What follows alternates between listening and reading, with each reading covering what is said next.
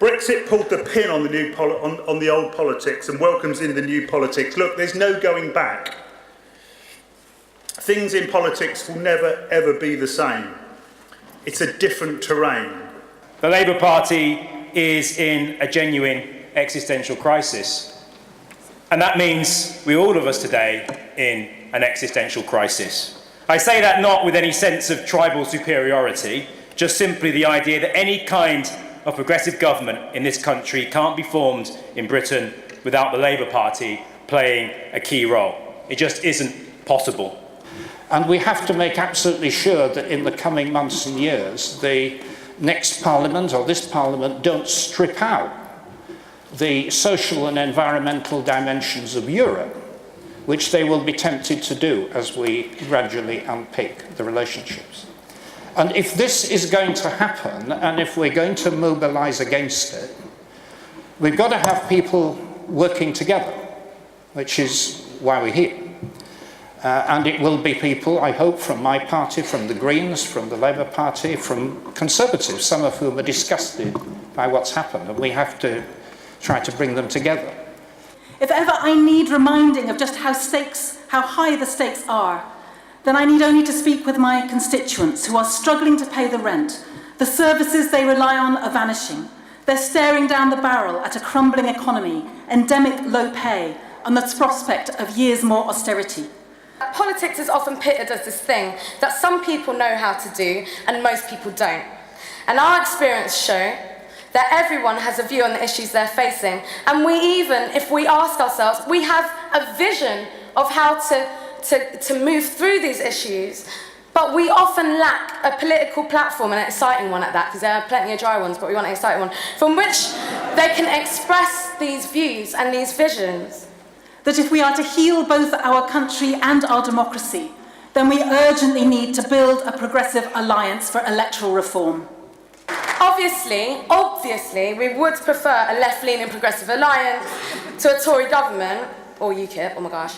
But this isn't about left-leaning political parties working together. It isn't going to be progressive if parties don't change the way they do politics and make it more open to young people, people of colour, women, working class people, migrants, refugees, people who lack a political voice but make our city and our country what it is. And if people like Ken Clarke and Ian Duncan Smith can coexist in the same party, then for Labour, Lib Dems and Green to be fighting each other creates at best an uneven playing field and at worst is political suicide. We have to be smarter about the way we do politics. One thing I know for sure is that a technocratic, managerialist, focus group-led party will not find one. One practical way is to stop with all the bogus listening and actually give people the power to speak. It's pretty simple. It's called proportional representation. They didn't wait for someone else. They moved themselves and make this event happen. None of us must wait anymore. We are the people that we've been waiting for. This is our time. It's the time of the Democrats, of the pluralists, of the people who believe the best in our fellow human beings, not the worst. The people who are guided by hope and not fear. The optimists, the sustainers, the carers, the innovators, the builders, the architects, the egalitarians, the craftspeople, the nurturers. If we rally around the cause of democracy, that very deepest of British political ideals, this country that produced the mother of parliaments, we can begin to build an alliance out of the many strands of the progressive left in this country. Because let's remember, in May 2015, the Tories got just 1 in 4 votes of registered voters. And if you allow for the millions of eligible but unregistered, they got just 1 in 5. This is no unstoppable juggernaut. We really have nothing to fear from them. We are trying to look after the people who voted for us. We are trying to see if we can carve a way for a new Scotland in this 21st century. But very much, that is not a means to keep us separate.